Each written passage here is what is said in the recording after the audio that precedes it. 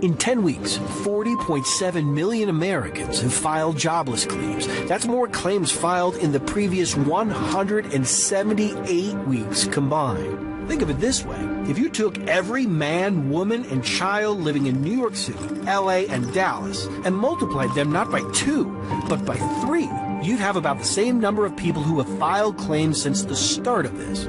Ever since the days of World War II, U.S. unemployment has risen and dropped slowly, gradually, revealing recessions, periodic descents followed by ascents, not one of which touched double digits until April, when the U.S. recorded the largest one-month percentage increase in our history, a shock to the American economic system.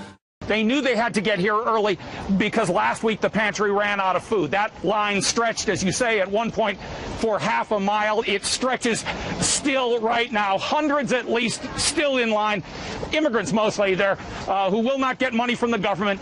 Their restaurant and their construction and cleaning jobs have all shut down. If they can't get food for their families here, they may not have food for their families. Bay Area medical teams say hospitals have not been overwhelmed by COVID-19 cases, but they have been surprised by something else, a sharp rise in suicides. The numbers that we've seen are sort of unprecedented. We've never seen numbers like this in such a short period of time.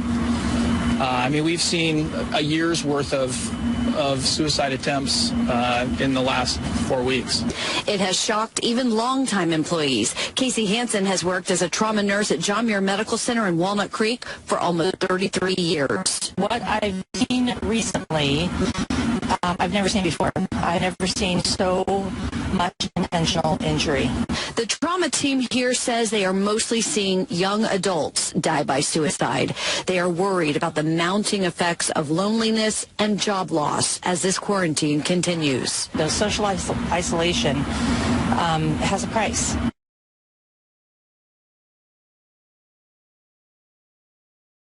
Dr. Fauci, America has changed so rapidly in the last week. When is life going to get back to normal? How long is this going to last?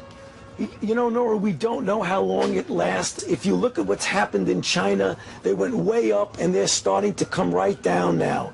The Korea curve is peaking. It's starting to kind of flatten out.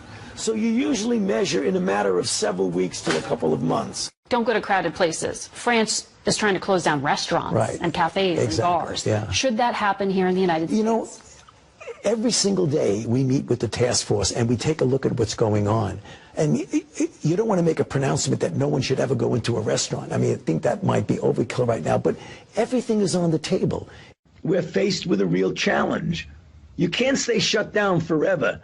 So it's going to have to be a balance between containing the potential resurgence, which we will hopefully have the capability of doing, at the same time as we march forward to some sort of normalization and reopening not only our country, but the rest of the world. Because if you look at what's going on, so many other countries are trying to do the same thing we're trying to do. The question is, we needed to do it prudently and safely in the context of our ability to respond when you do see these bit of resurgences. And a final question. Are you breathing a sigh of relief yet? A sigh of relief? No. I never get ahead of myself. I'll breathe every sigh. You know, as Yogi Berra used to say, it ain't over till it's over. You know, and that's when I'll breathe a sigh of relief, when we're really completely out of this, right?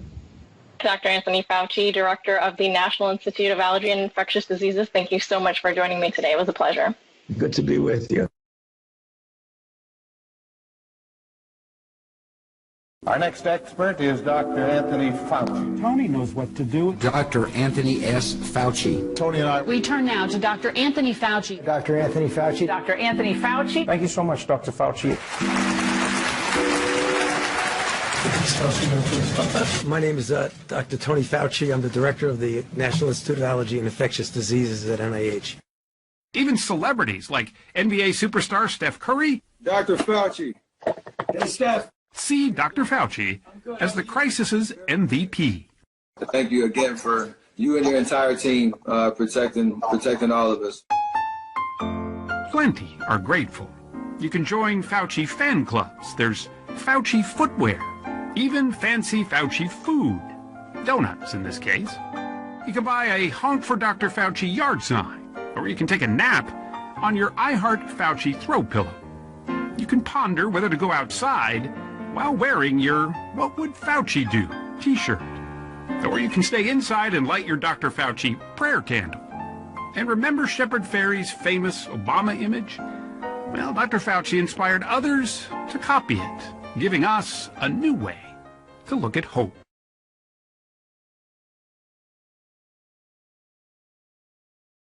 President George Herbert Walker Bush called Dr. Fauci a hero, and we all subscribe to that. I think of Dr. Fauci. Probably never heard of him.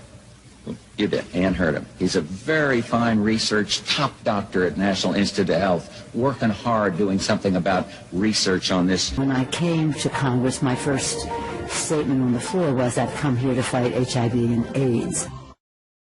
As the president arrived for his State of the Union speech, everyone expected him to issue an ultimatum to Saddam Hussein.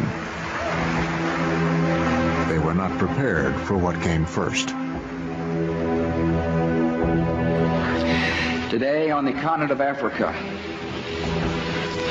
nearly 30 million people have the AIDS virus. Yet across that continent, only 50,000 AIDS victims, only 50,000 are receiving the medicine they need. I asked the Congress to commit $15 billion over the next 5 years, including nearly $10 billion in new money, to turn the tide against AIDS in the most afflicted nations of Africa and the Caribbean.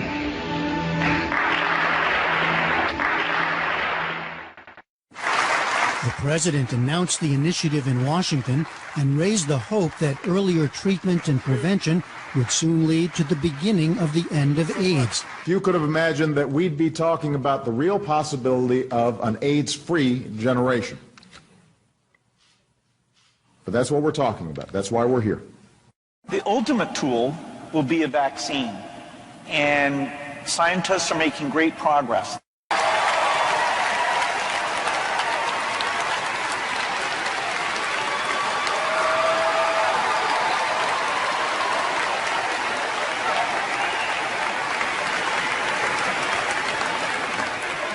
Good morning. Well, I am here today to make it absolutely clear. The United States is committed and will remain committed to achieving an AIDS-free generation. We will not back off. We will not back down. We will fight for the resources necessary to achieve this historic milestone.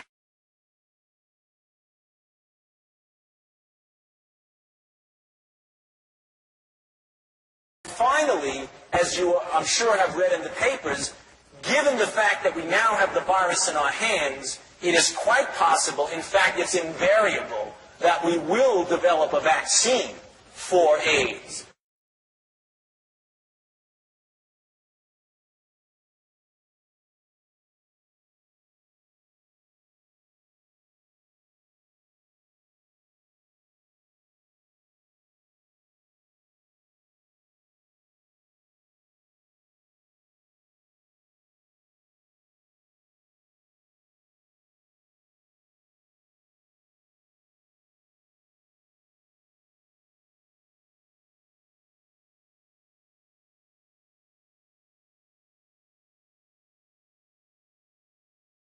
Why do you believe that HIV does cause AIDS? Because that's all the information that I've been given. Because we've never been told anything different. We have read it, heard it. Because that's what the scientific community has told us.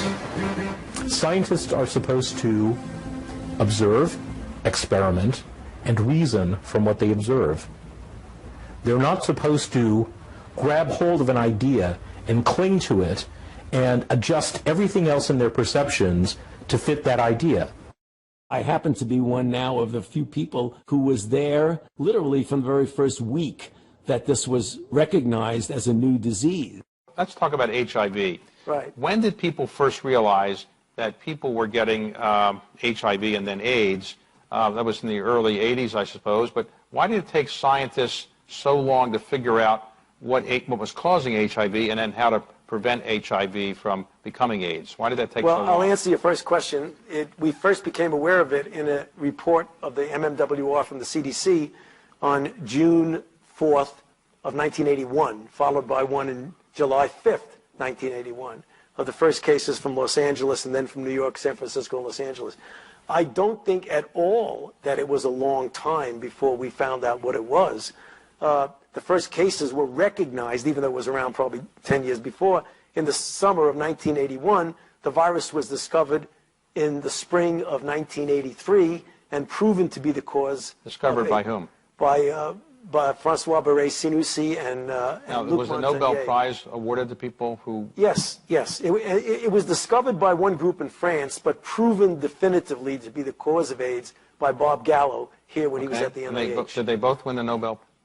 Francois Barré-Sinoussi and Luc Montagnier won the Nobel Prize. Bob Gallo did not. Good afternoon, ladies and gentlemen. First, the probable cause of AIDS has been found, a variant of a known human cancer virus. Second, not only has the agent been identified, but a new process has been developed to mass produce this virus. Thirdly, with discovery of both the virus and this new process, we now have a blood test for AIDS. With the blood test, we can identify AIDS victims with essentially 100% certainty. You know, it was a political proclamation of scientific truth. Robert Gallo successfully lobbied Margaret Heckler, who was then the Secretary of Health and Human Services, to proclaim his view of what caused AIDS to be absolute scientific truth. And she went on with him in tow and announced that. The conference was held before any of Robert Gallo's papers were published, therefore before any other scientist had a chance to review them and look at the evidence and see if he got it right or wrong. And it was also done right when Gallo had patented the HIV antibody test.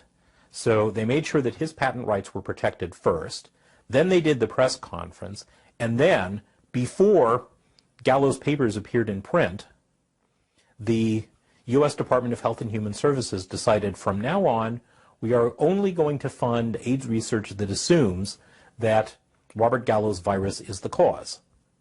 We are not going to fund research into any other possibilities.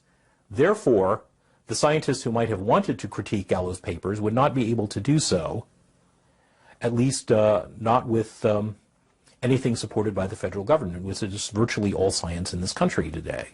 When Bob Gallo proved that it was the etiologic agent in 1984, we had a diagnostic test approved by the FDA in 1985. So the test was developed, it was gone through the appropriate validation and approved by the FDA. That was really quick, from literally less than a year from the time that it was shown to be the virus that causes this disease. Just because Bob Gallo gets up, takes his sunglasses off and says, "Gentlemen, you discovered the cause of AIDS." That's all we have. New York Times article, CDC report, that's all we have. That's not enough. That's not enough to you know, that is not sufficient to like publish even a meager little scientific paper somewhere. That isn't enough for scientists to believe some inconsequential fact about some star 50 light years away. You know, that's certainly not enough to treat at the cost of billions of dollars a year and at the cost of a lot of lives and anguish and just destroyed, you know, lives have just been totally ruined by this thing on the basis of some flimsy little statement made by a guy who's known to be a crook in lots of other ways. He lied about a whole lot of other stuff. Why are we trusting there? If he was a witness in a courtroom, we wouldn't trust his testimony. We've caught him in too many lies. You don't trust him anymore.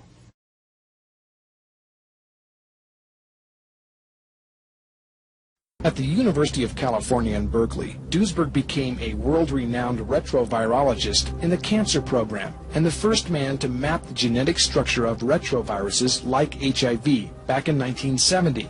His honors include membership in the National Academy of Sciences due to his discovery of cancer-causing genes. Having researched retroviruses for over 30 years, some have called him the world's foremost expert in retrovirology. Dr. Duesberg was somewhat skeptical of Gallo's AIDS virus announcement. I wasn't madly impressed by it, because what else would you expect from a person like Gallo, who had studied retroviruses all his life, that he would say retrovirus is causing AIDS?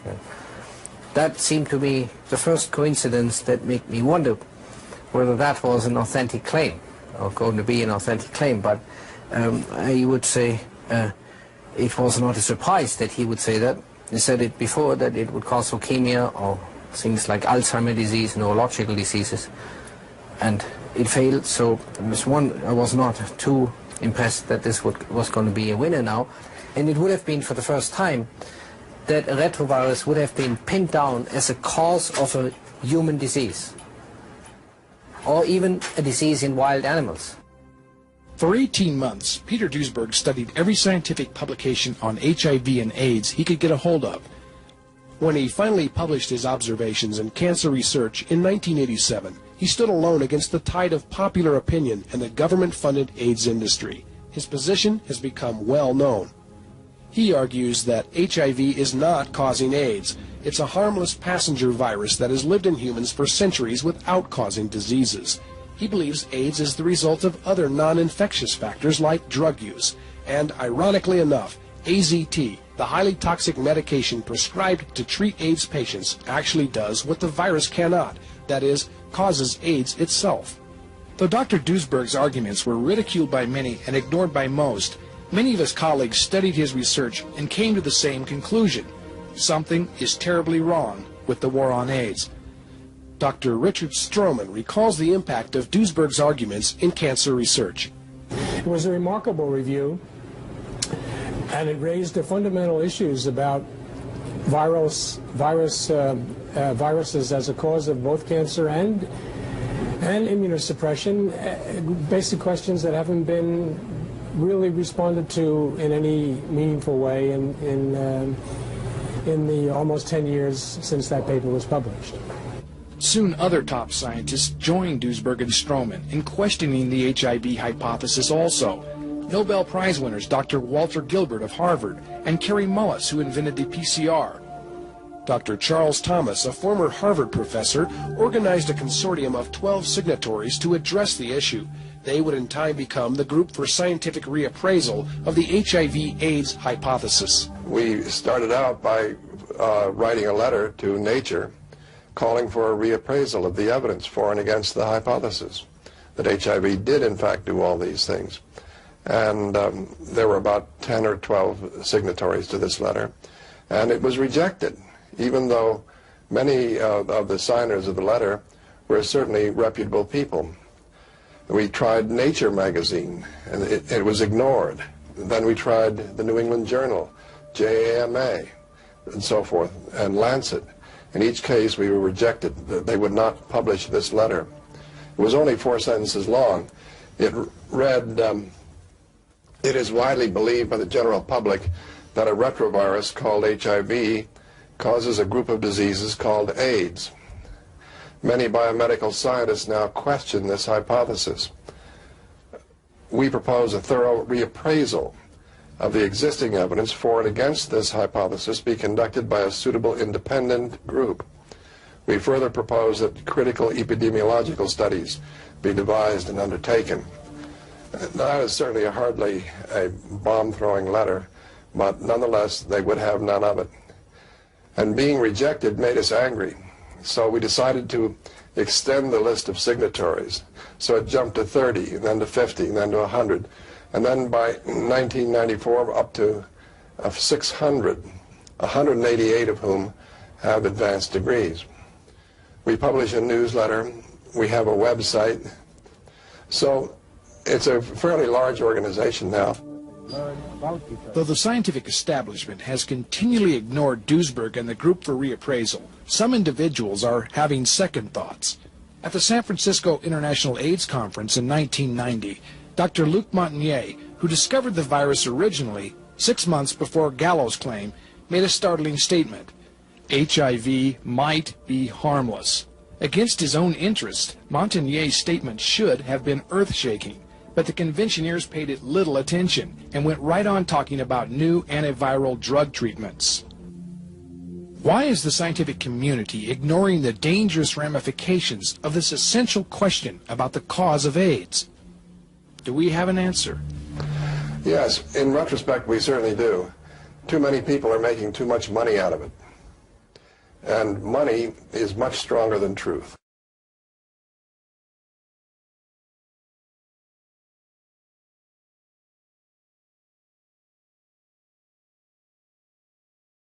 When I was looking at this data with our team the other night, it was reminiscent of 34 years ago in 1986 when we were struggling for drugs for HIV, and we had nothing. And there was a lot of anecdotal reports about things that maybe they worked, maybe not. People were taking different kinds of drugs. And we did the first randomized placebo-controlled trial with AZT, which turned out to give an effect that was modest. In 1987, the war on AIDS took another drastic turn for the worse. AZT, a toxic chemotherapy deemed too poisonous for cancer treatment, was approved to treat symptomatic and asymptomatic HIV patients in an attempt to kill the virus that causes AIDS. AZT is a DNA chain terminator, a poison designed to randomly destroy the DNA synthesis of reproducing cells.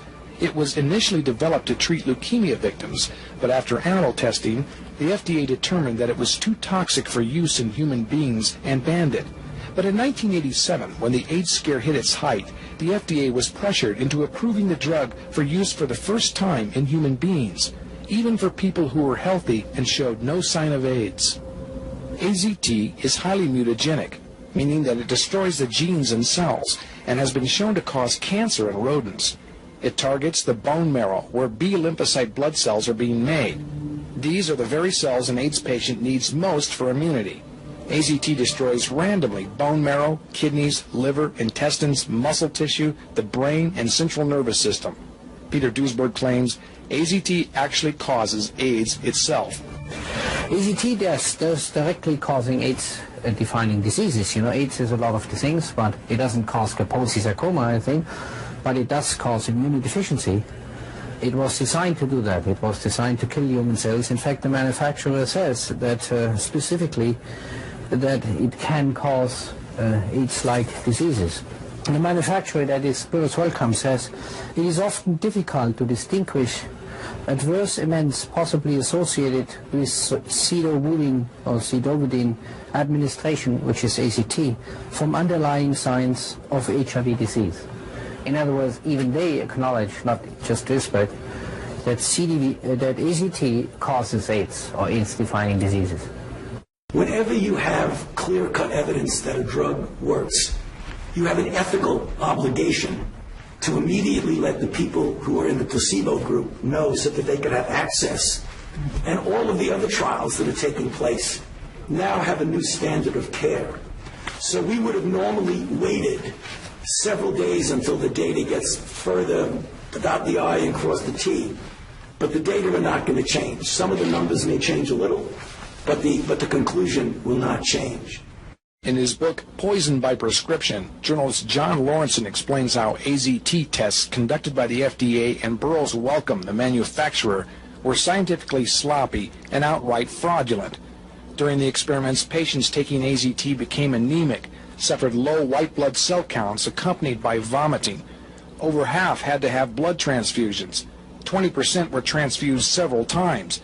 Despite a warning by FDA toxicology analyst Harvey Chernoff that AZT not be approved, the FDA was pressured by AIDS activist organizations to lift the ban, and hundreds of thousands of people began taking AZT, even though AZT cannot cure AIDS and is only supposed to slow down the progression.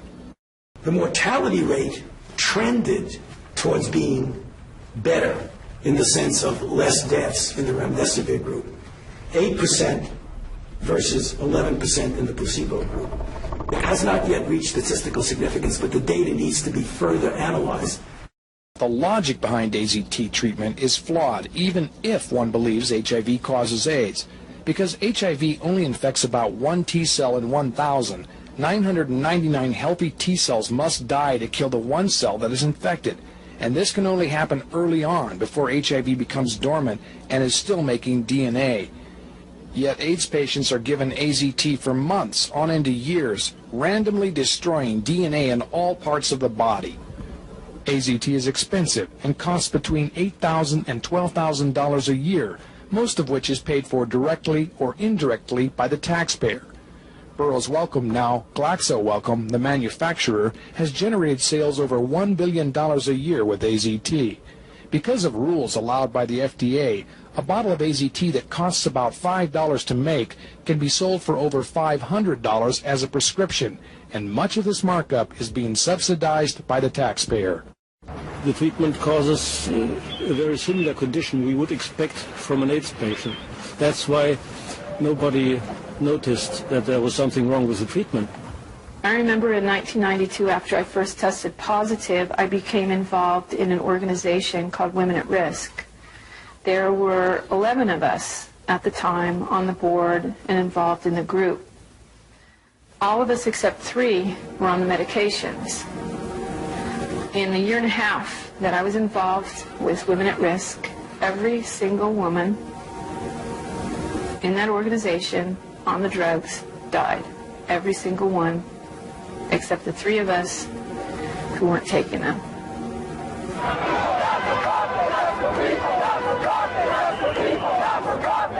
We weren't just given handfuls of AZT, we demanded it.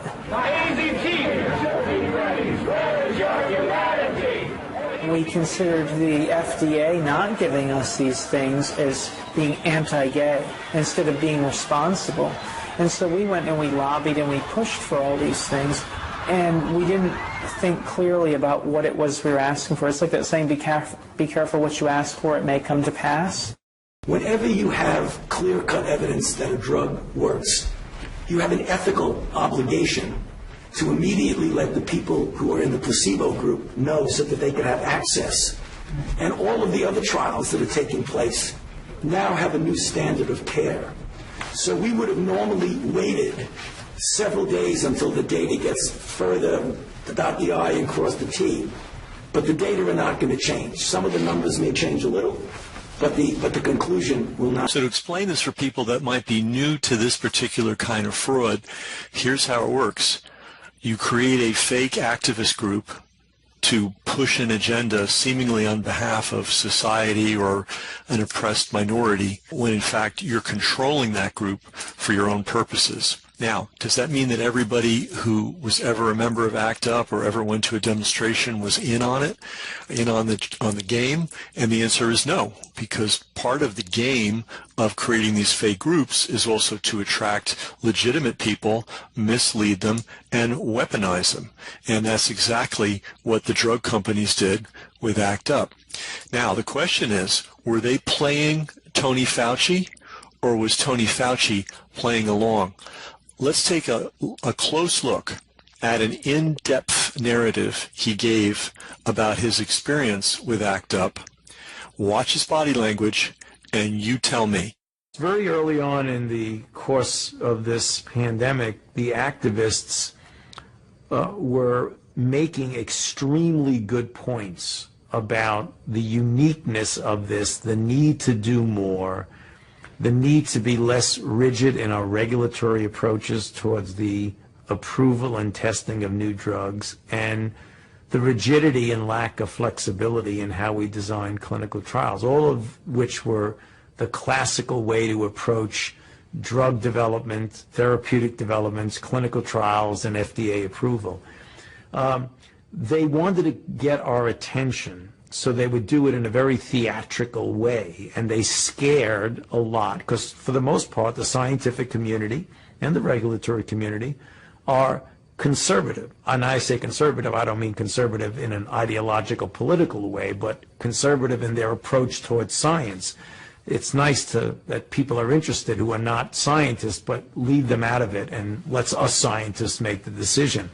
So they didn't pay much attention to the activists. I, for one reason or other, began reading intensively what they were writing, and even though when they were demonstrating and closing down Wall Street and invading St. Patrick's Cathedral and doing things like that, looking very eccentric and scary to some people, I try to phase that out and just listen to what they said and read what they wrote, and they were making perfect sense. So since I was always out there as a government official, they equated me, my face, my name, with the federal government. So they began to demonstrate against the NIH. And right here on our campus, they, came in, invaded the campus, smoked bombs, wanting to get arrested. And I made probably the best decision in my interaction with community, is that I agreed with what they were saying. We weren't just given handfuls of AZT, we demanded it. We didn't think clearly about what it was we were asking for. It's like that saying, be careful what you ask for, it may come to pass. The Wellcome Foundation, UK manufacturer of AZT, saw its shares spiral upwards. AZT was to be the new wonder drug. Then, in 1989, after further trials were terminated early in the United States because results looked promising, it was announced that AZT could be used not only on people with AIDS diseases, but in a much larger group, with HIV and low immune cell counts, but no other symptoms. Wellcome's shares soared to new heights, adding £1.4 billion to the company's UK stock market value in one day. Before a drug is licensed for use, it normally has to undergo animal toxicity studies and clinical trials in humans. No long-term animal studies were completed when AZT was licensed. The clinical studies in humans called Phase 2, which led to the licensing of AZT, were financed by Wellcome. They were presented as complying with the only reliable scientific test for a drug, double-blind studies, and published in the New England Journal of Medicine in July 1987. The study fell apart. I mean, it bombed in so many ways. I showed the article, I wrote on it to my colleagues in survey research, and they were absolutely struck down. They could not believe the levels of incompetence that were there at all different levels, including things that are purely mechanical, but like the ability to design an appropriate questionnaire form. But yes, of course, a drug which is supposed to be given for the rest of somebody's life, if you have something tested for only a few weeks, you have a very poor idea of, what to expect from it. Especially the Boston study, they would claim someone was in much longer than was claimed on the case report forms, and this meant that simply the doctors received a great deal more money. But far more important than this was the reporting of the adverse effects, the toxicities. And this was, the heart of what the study was to measure, that it was safe. And there were, many of their patients would have died from the toxicities of AZT if they had not been given emergency blood transfusions. This is serious adverse effect. It means literally that they would have died from the poison. And yet the case report forms, which showed up eventually as official data, they would report no adverse effects. I mean, this is a type of dishonesty. It's hard to go any further than that. Well, the most outrageous case, I forget which one it was, but it was someone who had already been taking AZT, which a few people could. They wanted the new miracle drug, and they were able to get it before it was approved for marketing. And he was entered as a patient in the placebo group. Even though he was still taking AZT, he dropped out almost immediately, but continued to take AZT, and then he died. And they called him a death in the placebo group. I mean, it's hard to cheat any more than that. Of those who were given AZT, they all suffered really severe side effects. Side effect is misleading, toxicities. But a number of them would very definitely have died from anemia, which in the review of animal studies, AZT causes anemia in every species of animal that's ever been studied, including human beings. But they would have died if they had not been given emergency blood transfusions. And yet, according to the official data, the case report forms, these people had no adverse, reactions. The one single most unforgivable thing, there was cheating There's no reason to believe that Boston, one of 12 centers, was the only one in which cheating took place. It's very likely that the same cheating, maybe even worse, took place in all 11 others. It's just that Boston happened to get an honest investigative team that did their work. Many of the others were going to be investigated thoroughly, and then they said, oh, we just don't have time, so we don't know.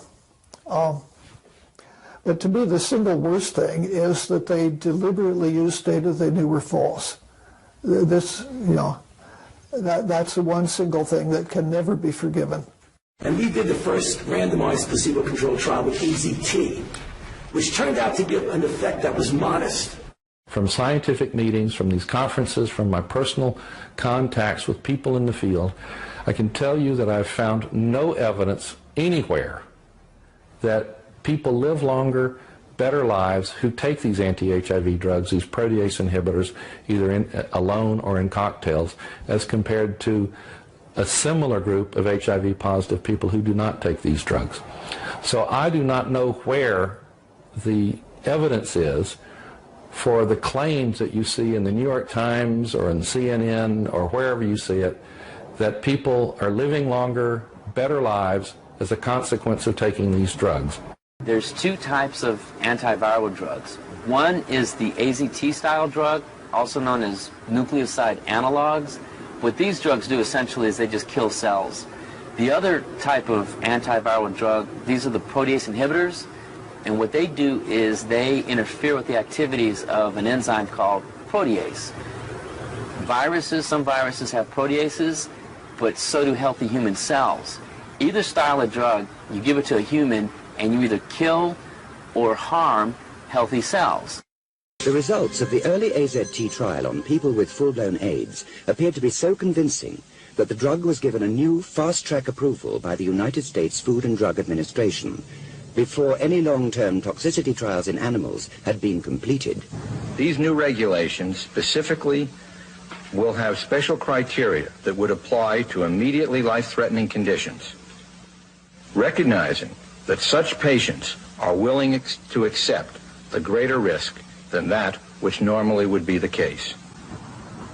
The Wellcome Foundation, UK manufacturer of AZT, saw its shares spiral upwards. AZT was to be the new wonder drug. Then, in 1989, after further trials were terminated early in the United States because results looked promising, it was announced that AZT could be used not only on people with AIDS diseases, but in a much larger group, with HIV and low immune cell counts, but no other symptoms. Wellcome's shares soared to new heights, adding £1.4 billion to the company's UK stock market value in one day. Commercial interests are definitely part of the problem here. And it's also our collective inability or challenge to say, all this time, all these years, all these lives, all these billions and billions of dollars, can we just stop a second and go back to the very beginning and make sure we've got this right? I mean, that is so hard to do. So invested in the lie, we can't trust it. People don't even know it's a lie. I mean, it's not so much a lie as business as usual.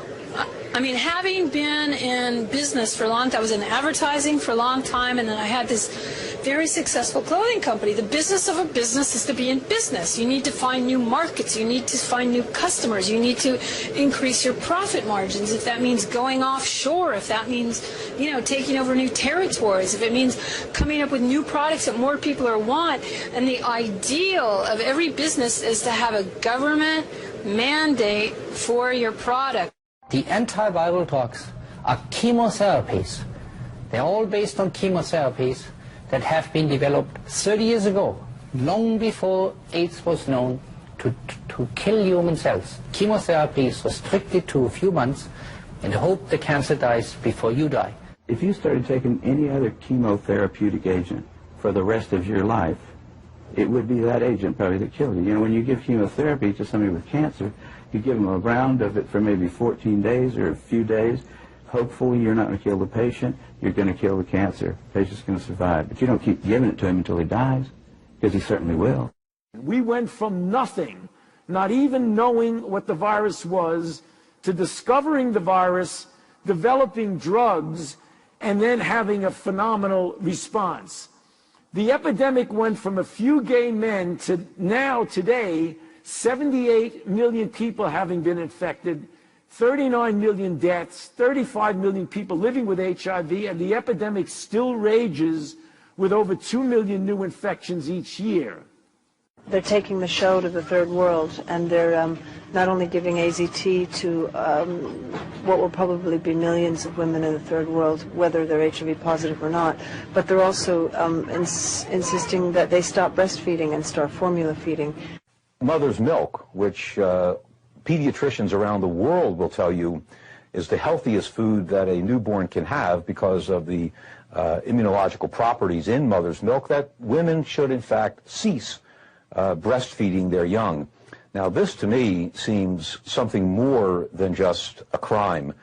This is absolutely diabolical. I can't imagine that it'll work out any other way than that you're going to just see tens, maybe hundreds of thousands, maybe even more babies dying.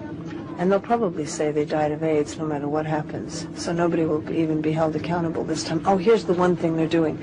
So they can demonstrate that this has nothing to do with any particular formula company making money off of this situation. The WHO or UNAIDS or whoever it is insisting that the formula gets shipped in bottles without labels. We haven't looked carefully at the facts. We've been told numbers ranging from 5 million to 25 million Africans have HIV and that there's going to be an enormous amount of death. But when you actually go to Africa and you interview the physicians working there, you find that these are presumptive diagnoses. One of the things that is important to emphasize from the outset is that the definition of an AIDS case on the African continent differs decisively from what constitutes an AIDS case, say, in North America or Western Europe.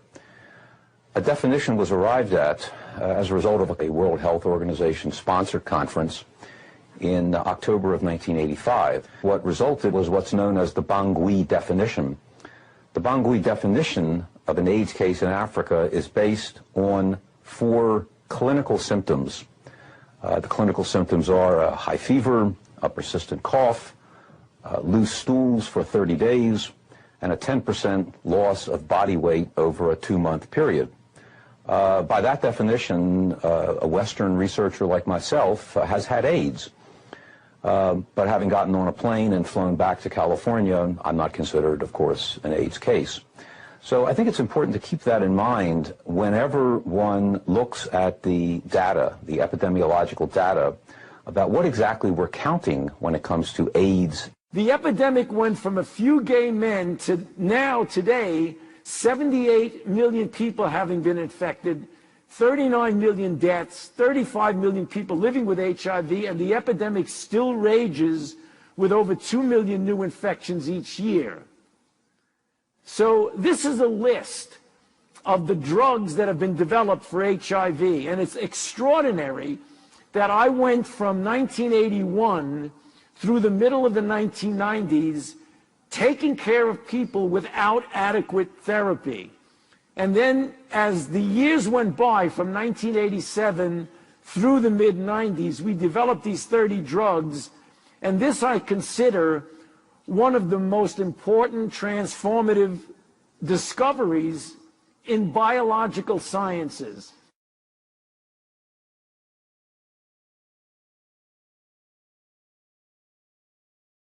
June 5th, 1981. The CDC published a morbidity and mortality weekly report describing cases of a rare pneumonia in otherwise healthy young gay men in Los Angeles.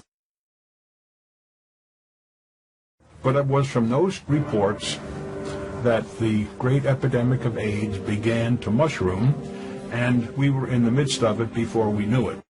It was the first MMWR from the CDC in the summer of 1981, reporting curiously 5 gay men from Los Angeles who were otherwise felt to be healthy, who developed pneumocystis pneumonia, which is only seen in profoundly immunodeficient patients.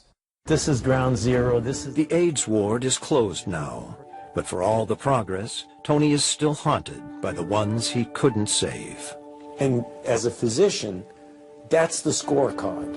And the scorecard was really, really bad for years. You paid a price. Yeah. Personally? Yeah. So I was heading towards a career in classic infectious disease, and then this particular publication landed on my desk in June of 1981. And it was 5 young men, all gay men from Los Angeles, who presented with a strange infection that you don't see in people except those who have a very compromised immune system. I thought it was a fluke until a month later, another publication came out, now of 26 people, again, all gay men, now from Los Angeles, San Francisco, and New York. This was the beginning of the AIDS pandemic. And I decided at that point, since I was an infectious disease person, intensely interested in the humanities, and this was an extraordinarily devastating disease with no known cause, that I devoted my career from that time on to HIV/AIDS. And this is a picture of me in the early 1980s at the bedside of an AIDS patient. Now, I show it to you because at that time, before we even knew what the virus was, or even if it was a virus, the median survival of my patients was 6 to 8 months, which means that 50% of them would be dead in 6 to 8 months. That is a very difficult thing to go through. I consider it the darkest period of my professional and personal life because I had to deal with every single day, every one of my patients dying.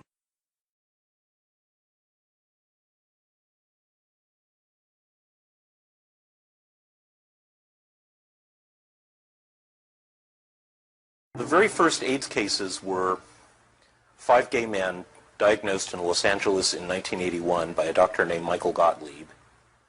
And what linked them was that they were all in what was called the fast lane gay lifestyle. They were doing a lot of recreational drugs. They were taking many different drugs at the same time, combining drugs much more than was the pattern for straight drug users. They also partied a lot. They went to bars, they went to clubs, they went to bathhouses. They met a lot of men. They had a lot of anonymous sexual contacts. And as a result, they were exposed to a lot of the classic sexually transmitted diseases like syphilis and gonorrhea. And because they were getting those diseases, they were also frequently going to doctors and getting antibiotic prescriptions to treat those. All of that created a situation where a handful of gay men were burning the candle at both ends and putting a blowtorch to the middle.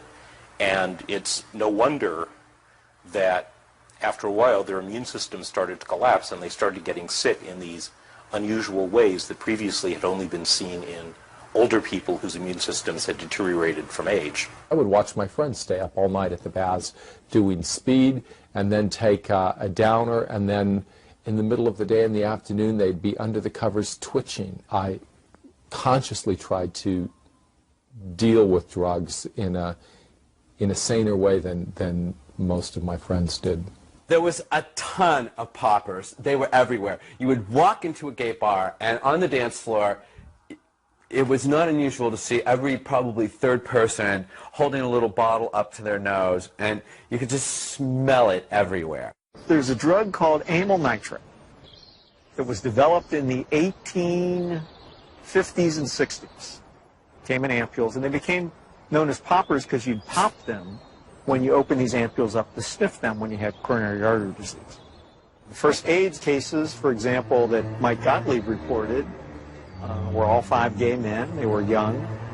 They all used poppers. Poppers, something you walk around huffing all night. I mean, it says flammable, fatal if swallowed on the side of the bottle. They're walking around huffing it all night long. Why? Gives you a great rush. Poppers was a sex drug. They were in every gay bathhouse, every bar, every porno bookstore across the nation. Poppers were visible on the dance floor in the discos. At the end of an evening, the bartender would announce last call for alcohol, last call for poppers.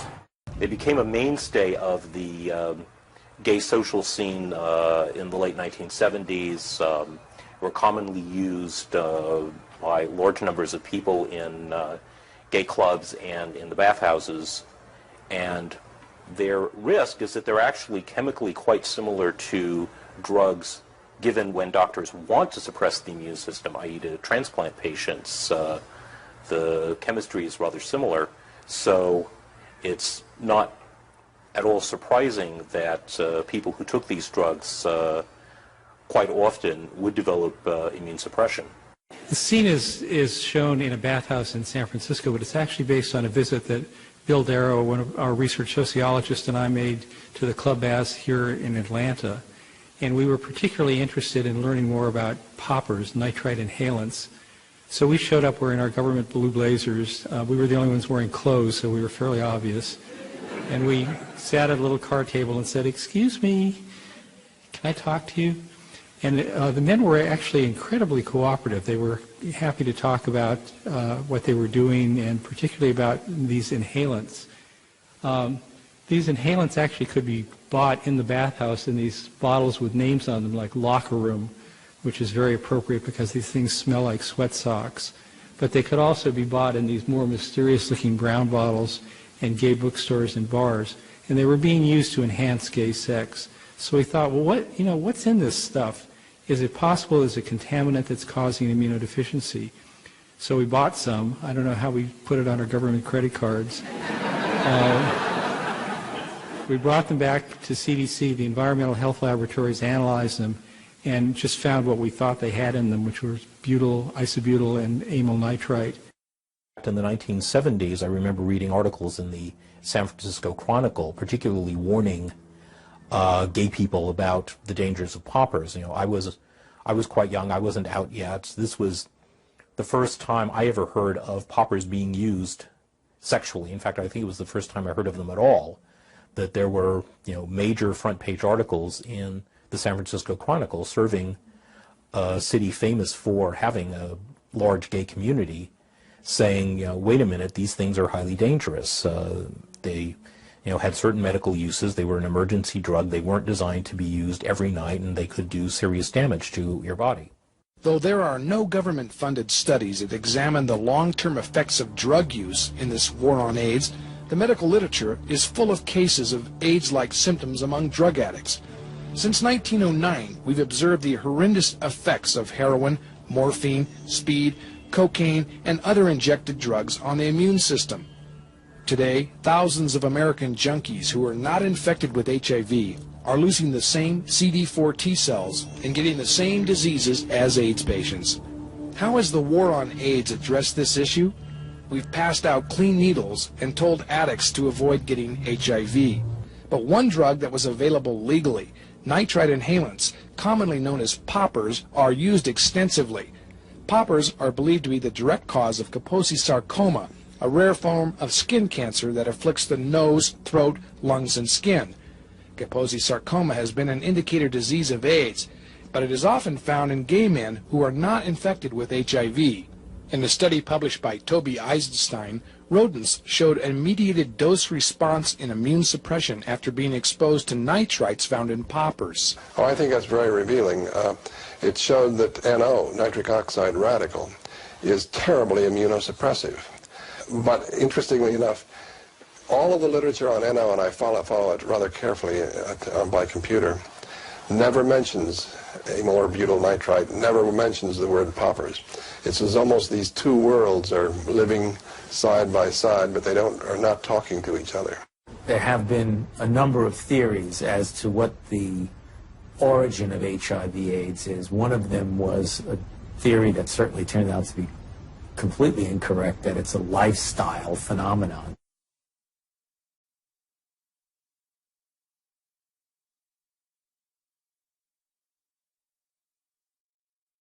For a while in the 1970s, the main financial supports of the gay press were bar ads and popper ads.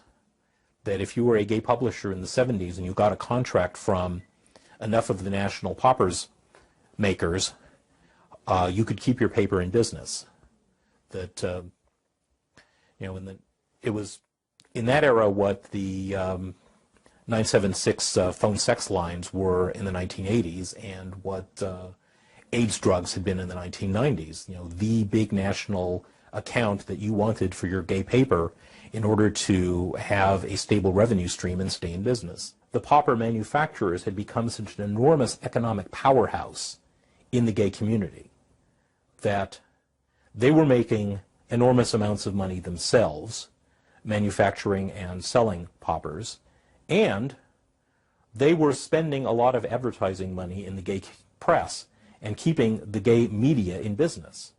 So obviously the paupers manufacturers had a vested interest in making sure their product was not blamed for AIDS. The gay media had a vested interest in making sure that paupers were not blamed for AIDS, and therefore the coverage in the gay media skewed away from paupers and other similar risk factors and towards the viral hypothesis.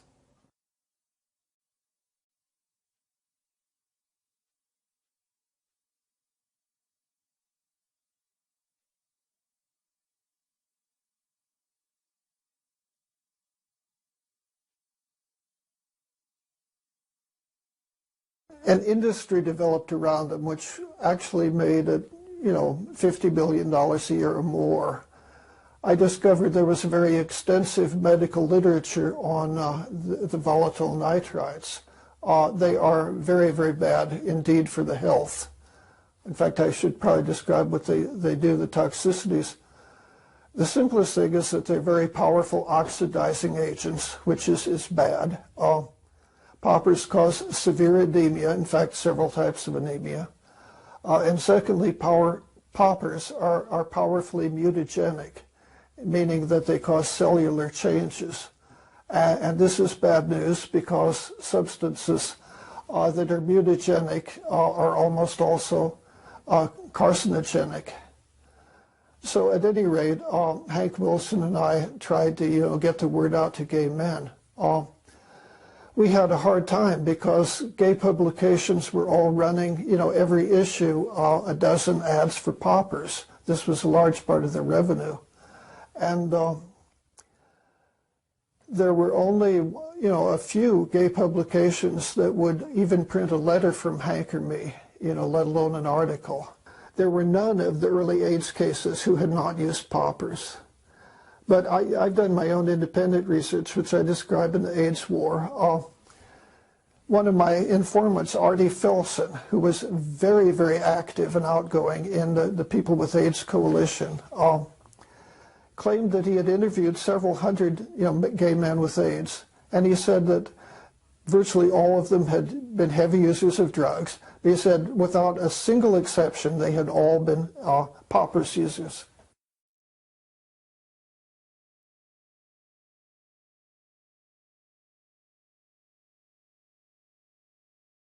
Utterly fraudulent, more fraudulent in the conception really than the execution. But they again assumed that paupers were used as room motorizers. And when you have such a totally dishonest assumption to begin with, everything else that follows will be, equally fraudulent. The doses of the mice we're exposed to, might not have been 1/1000th what gay men would get in the course of a single evening. Just simply being infected with HIV is not going to do it. You need certain cofactors. Cofactors are not necessary. Dr. Fauci would say HIV causes AIDS without the need for anything else. That's kind of ridiculous. The data that indicate that any different type of infection like mycoplasma or something like that is a necessary cofactor. I believe those theories have been debunked. What the fuck does he mean? Sorry. What's it in what does he mean that there are no cofactors?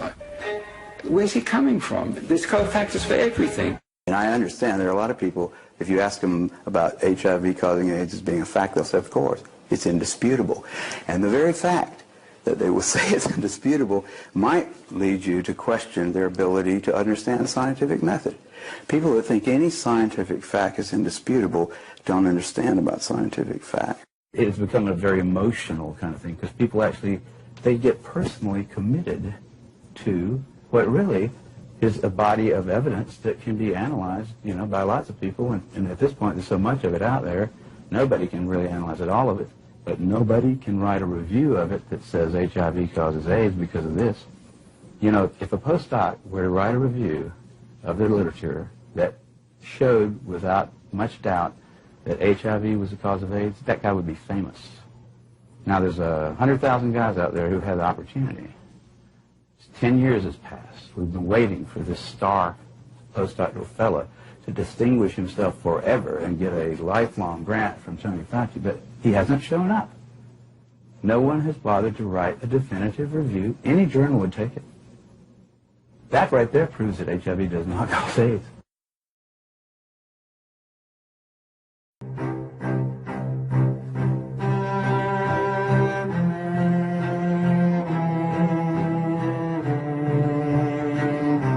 Let's just talk for a moment about testing. What are your thoughts on someone going out and getting a quote-unquote AIDS test? Really, when we say it's an AIDS test, that's a misnomer. It's not a test for AIDS at all.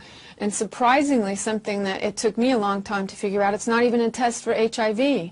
The test is for antibodies that are supposed to be antibodies to HIV, but they're not. It's a test for non-specific antibodies that may or may not have anything to do with HIV. A very heavily referenced review article on the validity of the HIV tests had more or less concluded that they had never been validated. At the time, I didn't quite realize that one of the implications in this article was that HIV itself had never properly been isolated. It was so difficult to isolate and obtain that was the reason why the HIV tests had never been validated, because to validate a diagnostic test according to the classical decent standards, you need to show that patients who test positive with your antibody kit have got the virus in them, and patients who don't test positive are free of the virus. Broadly, that would be how you would establish its validity. And that had never been done, because you can't find this virus in AIDS patients or in HIV-positive patients. HIV, first of all, nobody's ever found it in a human being. Think of it. The so-called HIV tests do not detect HIV in a person. They detect your antibodies that react to some proteins that are produced at Abbott Laboratory. They do not find HIV in the person. They find a person's functioning immune system that could react against HIV if it were there. Millions of people take tests that are referred to as HIV tests. However, the idea that there is a laboratory test that can determine whether or not a person is infected with the virus is simply an illusion.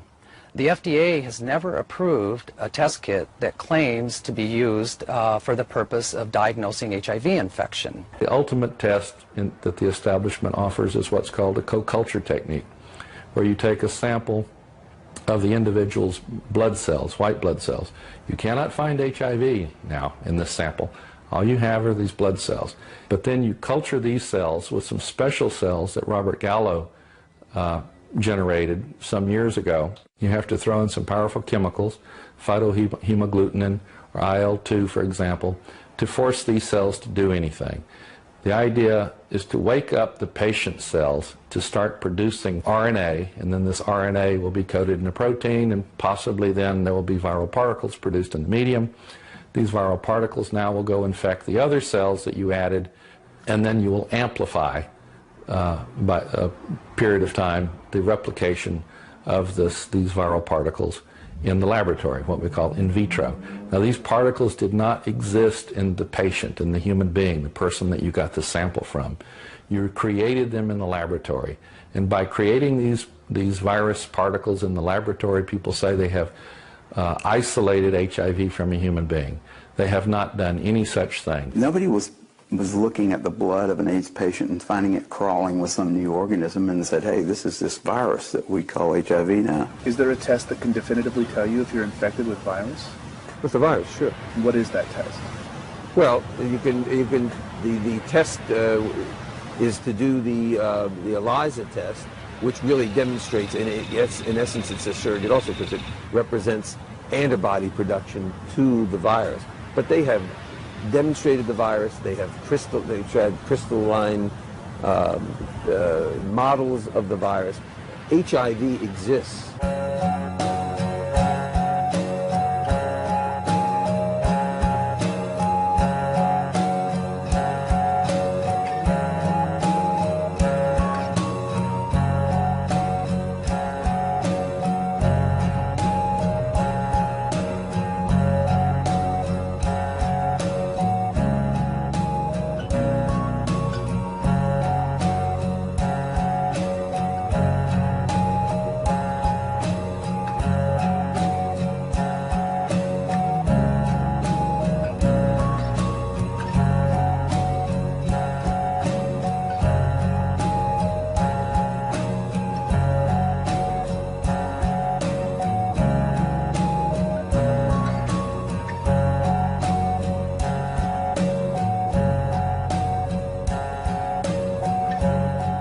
I don't recommend people ever getting tested. The reason is, I don't know what the tests mean, and I think no one else knows what the tests mean. I've never seen any evidence that what these tests purport to show, they're actually showing, namely the presence of a virus, the presence of an exogenous virus. I really would like to see the electron microscopic data of this, and apparently there is none. There is none where you've done a rigorous isolation protocol. The test is for antibodies that are supposed to be antibodies to HIV, but they're not. It's a test for non-specific antibodies that may or may not have anything to do with HIV. So it's not at all like we're being told, and it's really, when you think about it, if you're told that testing is responsible, it's a pretty irresponsible test to be taking. In the gay community, everybody tests all the time. Everybody around me was taking HIV tests. It's a responsible thing to do. It's sort of a gay rite of passage to regularly get tested. You know, and consequently many people around me tested positive.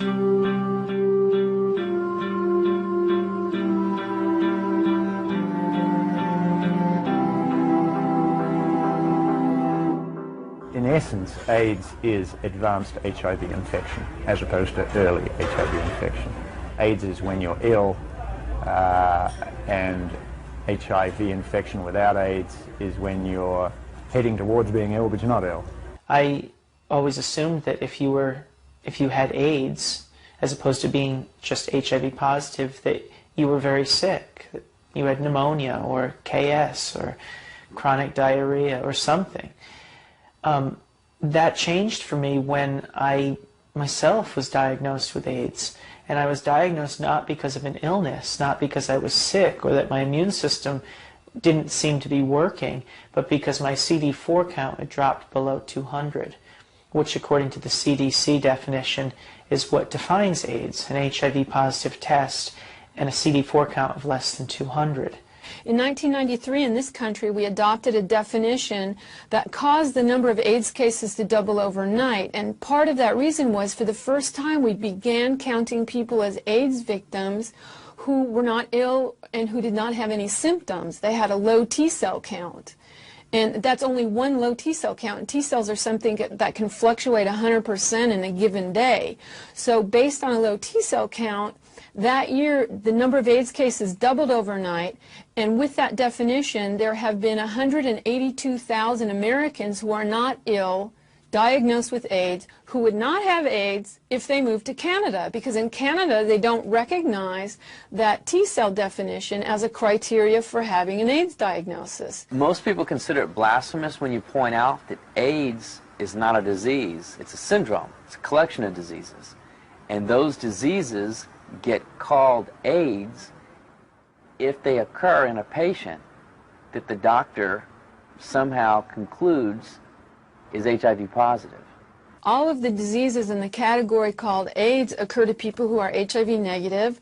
None of them are exclusive to people who test HIV positive, and all of them have causes and treatments that are known, well known, that are completely unrelated to HIV.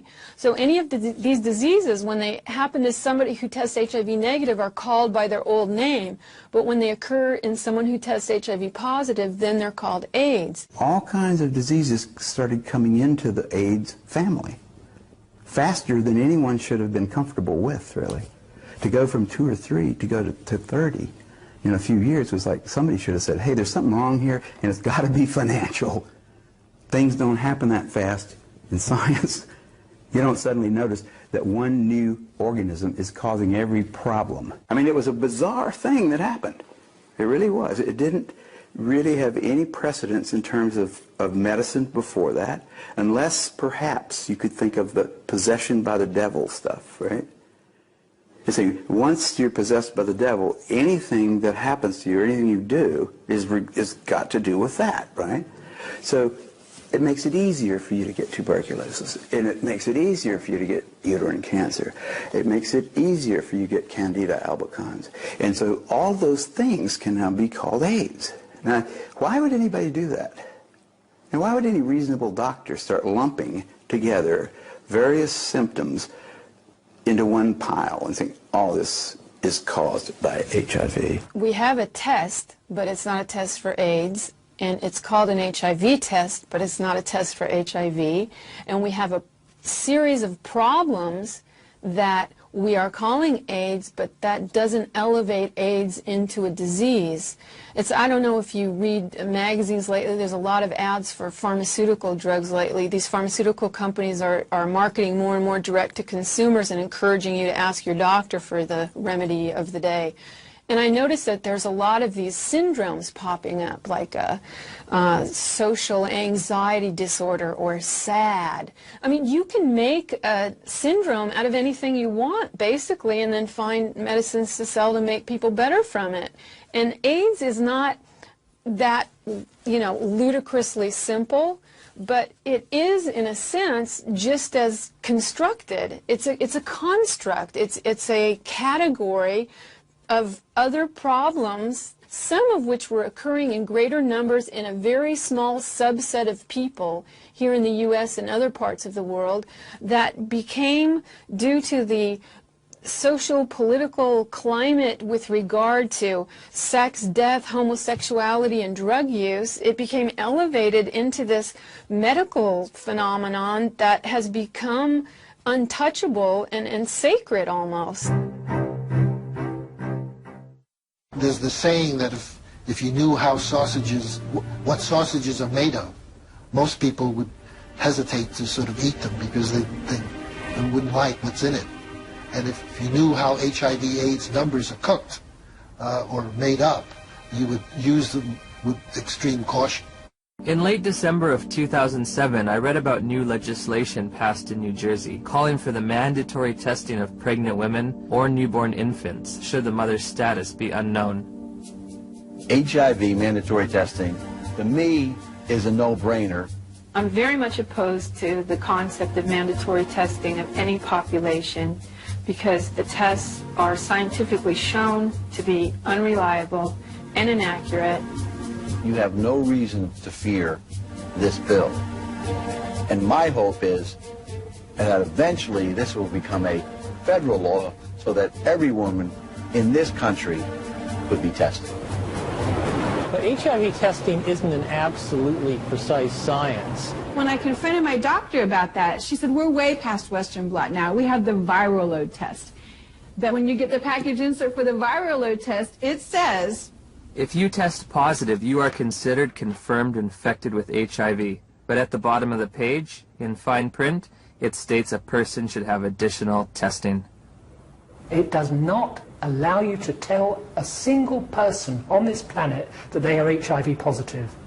And it's a scandal that this test continues to be used. So again, I'm asking, where's the test? Where's the test that can confirm a diagnosis of HIV infection? And I can't find one. In light of all this scientific uncertainty, I asked Dr. Fauci for evidence linking HIV to immune deficiency disease. When you put the combined findings of the initial characterization as a distinct retrovirus isolated by Montagnier and his group, together with Gallo linking the virus to being the cause of AIDS, and they put those things together, and that's how we have a confirmation of the causative agent of AIDS, namely HIV.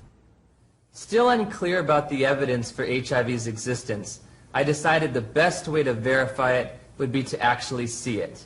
I asked Dr. Hans Gelderblum, a world-renowned electron microscopist, if he thought there was any reason to question Dr. Montagnier's published images. I've seen these publications, stamp-sized images. It's a nuisance. It's a nuisance. You do not really see much. When we saw that photo, we said, suggestive, but not convincing. Dr. Gallo 1 year later published photographs he claimed to be of HIV. Were his any better? These pictures were not so impressive. They were not much better than Montagnier's images. It's one thing to look like, and another thing is to be a virus. In 2002, I stumbled across an article by Valander Turner and Andrew McIntyre of the Perth Group in Australia, and it questioned whether there's ever even been found a virus. I became consumed with researching this. I could read from morning till night every day, and every link to another link, and I would email to these people and say, where's the test? I want to know. Am I dying? Am I contagious? And they weren't even very kind. They were just like, read our articles again. How many times do we have to tell you? So where does all this lead? Well, to recap, what we've seen is that back in the 80s and 90s and even through the present day, this idea of testing people for AIDS was a fraud. What it really was an HIV test, and that turned out to be a fraud too, because you really can't test reliably for HIV. So what does that mean? Does that matter? Does that affect anybody? Well, it sure does. Millions of people were given positive HIV tests and were told that they were going to die from AIDS. And then they were terrorized into taking first AZT, which is a very toxic drug. It is a mutagen, it is a carcinogen, it kills cells, and it killed a lot of people. And then Fauci and friends got more sophisticated, and they lowered the AZT dose, and they mixed it with a whole bunch of other toxic drugs, and they called it a cocktail. And then they went out and decided, hey, we're going to test the world. We're going to test pregnant women to make sure they're not carrying the virus. Not that they were sick, not that they had any symptoms, but they wanted to see, are they carrying the virus? And they did the same thing in Africa. And then after they increased the number of diseases from 2 to nearly 30 that could be classified as AIDS, and after they started a global testing program of, quote, vulnerable populations, which just coincidentally happened to be people not in a position to defend themselves easily, they started to find AIDS everywhere. Including in Africa, but including in the United States. And wouldn't you know, one of the communities they found a lot of AIDS was the African American community. And they tested a lot of women, and they found a lot of HIV positive women. And they decided, well, let's go forward and see what Dr. Fauci decided to do. We're at NIH today to talk to Dr. Tony Fauci about the Mississippi baby. Doctor, can you tell us about the announcement that was made this week? Well, the Mississippi baby, as many people know now because it got considerable publicity, was a child that was born of a mother who was HIV infected, but who unfortunately had no prenatal care and was not receiving antiretroviral drugs. Did you get that? This is a woman who had a positive HIV test, which he calls HIV infected. Okay? Not the same thing, not accurate, not scientifically sound, as we've seen before. But he makes that leap. And then he says, unfortunately, the mother was not getting drugs. So in Tony Fauci's world, if you are a poor African-American woman or a poor African woman and you come up positive on one of these unreliable tests, in his world, the best thing that could possibly happen to you is that you would be given a lot of carcinogenic and mutagenic drugs to, quote, control the virus. A mother who was HIV infected, but who unfortunately had no prenatal care and was not receiving antiretroviral drugs. And at the time of birth, within the first 30 hours of birth, the baby was put on a therapeutic dose regimen of antiretroviral drugs, as opposed to waiting to see if the baby was infected and only giving him a prophylactic or a prevention dose. So if you heard what Tony Fauci said there, the mother was positive on an HIV test. No indication of whether she was sick, no indication of whether she had any symptoms, and they called her HIV infected.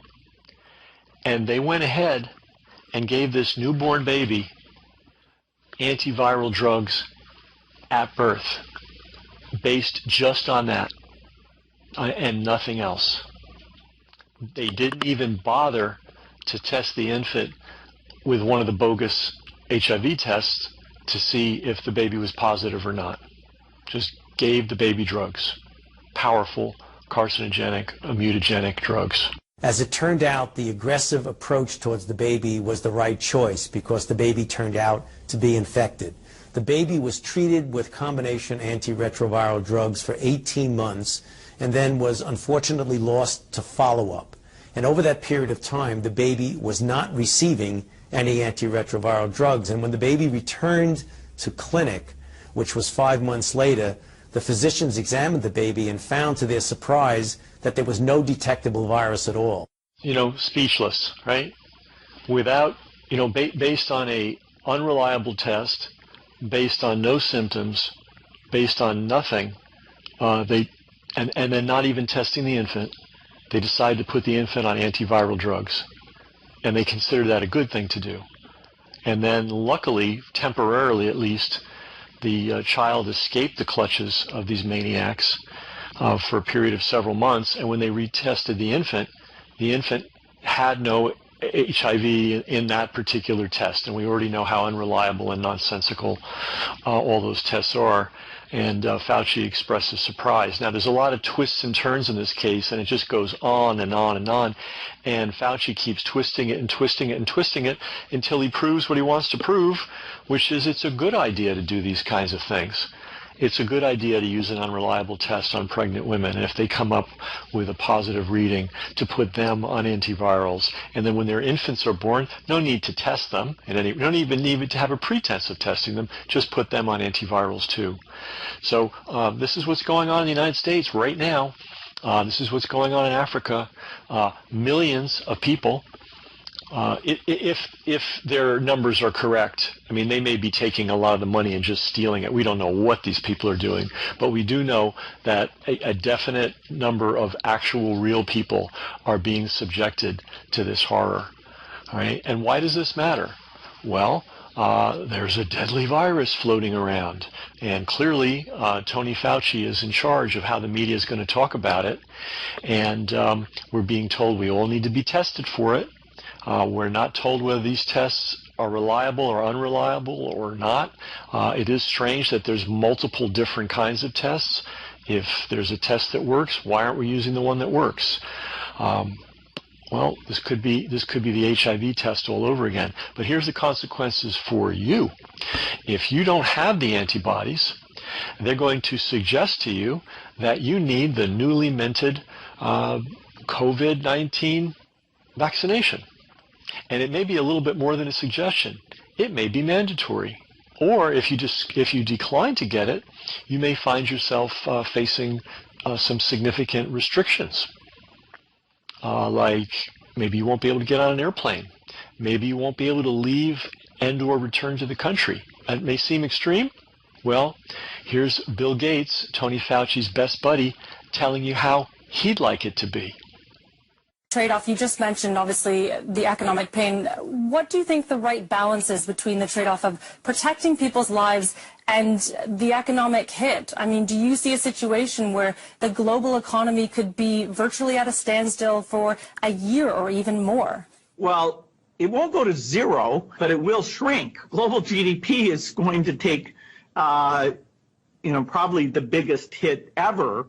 Maybe the Depression was worse, or 1873, I don't know. But in my lifetime, this will be the greatest economic hit. But you don't have a choice. People act like you have a choice. People don't feel like going to the stadium when they might get infected. It's not the government who's saying, okay, just ignore this disease. And, people are deeply affected by seeing these deaths, by knowing they could be part of the transmission chain, and old people, their parents, their grandparents could be affected by this. And so you don't get to say ignore what's going on here. There will be the ability, particularly in rich countries, to open up if things are done well over the next few months. But for the world at large, normalcy only returns when we've largely vaccinated the entire global population. And so, although there's a lot of work on testing, a lot of work on drugs that we're involved with, trying to achieve that ambitious goal, which has never been done for the vaccine, that rises to the top of the list. Eventually, what we'll have to have is certificates of who's a recovered person, who's a vaccinated person, because you don't want people moving around the world where you'll have some countries that won't have it under control. Sadly, you don't want to completely block off the ability for those, people to go there and come back and move around. So eventually there will be sort of this digital immunity proof that, will help facilitate the global reopening up.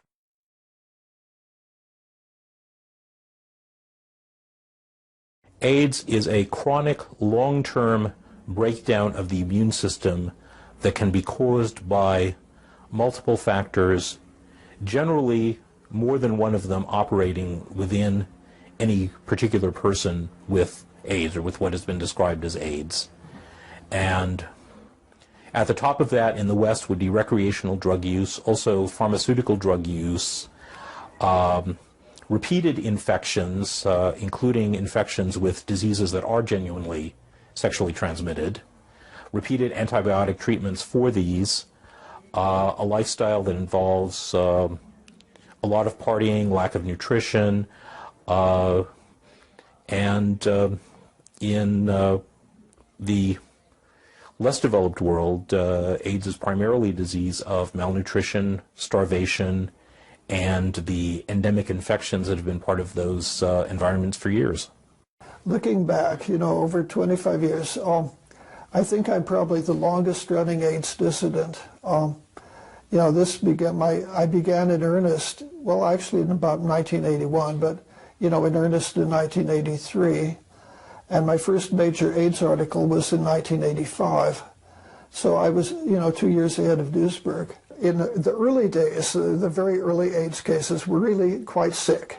And there were very good reasons why they were sick, mostly drugs, but not entirely. Some, had been born sick. But then at a certain point, when that sort of AIDS had virtually ceased to exist, there became a new type of AIDS. They expanded the definition, and also they began giving the anti-HIV drugs to people who were, in fact, not even sick, but merely positive on the HIV tests.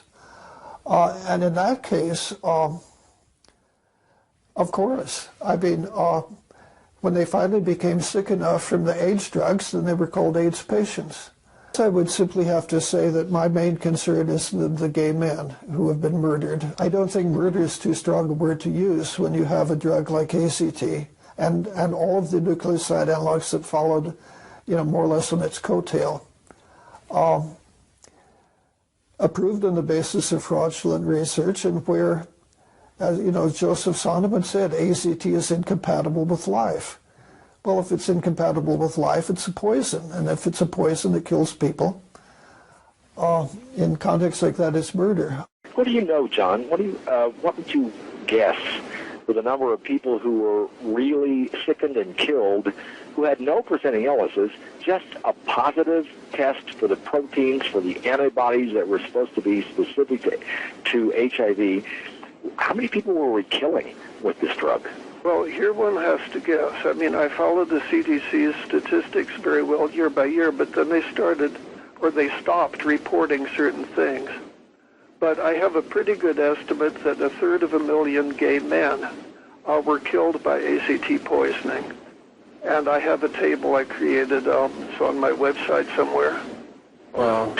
I would say, I don't even know now. They stopped reporting AIDS deaths by year, which made it impossible to track certain things. Yeah, I noticed that also, that the statistics, especially around 1997, was a big year where the next year, all of a sudden, they removed all the good stuff out of the reports. All that really they concentrate now on is how many cases there are in each city, in each state, which I guess is purely for funding purposes. Well, I think it's deliberate. I don't think they want tracking to be done on their statistics. Well, if you take a look at their own statistics, though, you take a look at those 1983, 84, 85, 86, 87, really, we're talking a relative handful in a country of then to 50 million, to 60, to 70 million people, maybe 5, 10,000 people. It really wasn't until the late 80s when AZT came along that we really saw, even by their own figures, the number of deaths attributed to AIDS going up. That was at the point that this chemotherapy for life, this harsh drug, AZT, was being introduced. The epidemic went from a few gay men to now, today, 78 million people having been infected, 39 million deaths, 35 million people living with HIV, and the epidemic still rages with over 2 million new infections each year. So this is a list of the drugs that have been developed for HIV, and it's extraordinary that I went from 1981 through the middle of the 1990s taking care of people without adequate therapy. And then as the years went by, from 1987 through the mid-90s, we developed these 30 drugs, and this I consider one of the most important transformative discoveries in biological sciences.